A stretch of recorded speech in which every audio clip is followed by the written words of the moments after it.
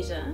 I'm Amy Aiello, and we are going to make some terrariums today. So the three main things you'll need first are a container, your sands, and your plants. Your container is very important, and you should be inspired by it.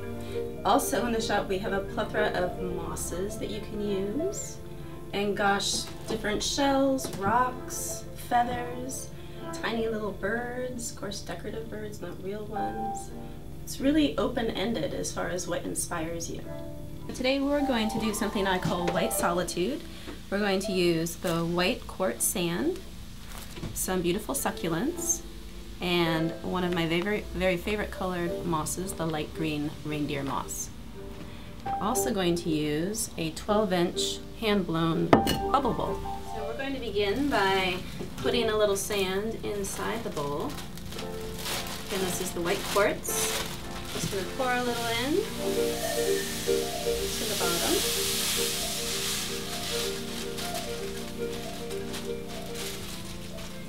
And level it out. So we're going to begin by taking the succulents out of their pots. So you gently tip it on its side, pull down towards the base, and gently lift the pot off. And I take a little bit of the soil that's just on top of the succulents off, but I leave as much soil on the bottom as possible so we don't disturb the roots. Just like that. And we're going to put it in.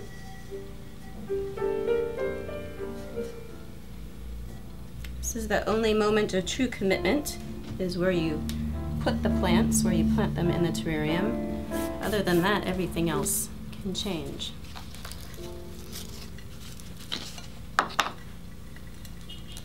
A little bit off the top. It's a beautiful paddle plant, has a nice rosy tips. Also, if the plant has any leaves that need to be taken off, it's a good time to clean it. Now we're going to add the rest of the white sand, and what we want to happen is for the white sand to come up to cover all of the soil of the plants. And also, while we're pouring the sand in, we don't want to get it into the succulents because it'll catch the little grains of sand. What I do is I usually pour it into a big open space and then flip the sand around. And then I get it in between the plants, around the back. And if we do get the sand on the plants, we can always take a little brush and brush the little grains out.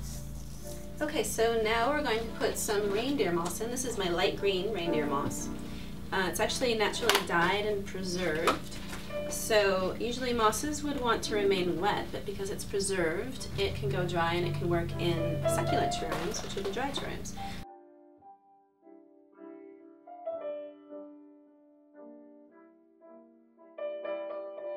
So this is the yellow Monterey Beach sand pebbles. I really love to use this, gosh, with all the colors of sand. It looks very beautiful with the white as well. So let's just take a few handfuls and just do a little sprinkling. I use my hands a lot, but you could use a spoon. So one of my other favorite things, these are so lovely, just some lovely green river rocks. Again, I like to let them fall in a natural way. Hand placing everything looks like it's hand placed. So maybe a little trail of them coming out. Okay, so now we're going to water the succulents. You want to use something that you can pour a little bit of water in at a time, and we're going to water right over each succulent, so right on top. The front 2-inch succulent is going to take about half a cup of water, so just dribble it on, letting it soak right in. We really want to make sure they're watered in when we first plant them. This big one will probably take more like a cup of water. And the great thing about glass is you can see through it. So you can lift up the terrarium and take a look at the bottom. And when you see a little wet spot down there, you know you've watered enough.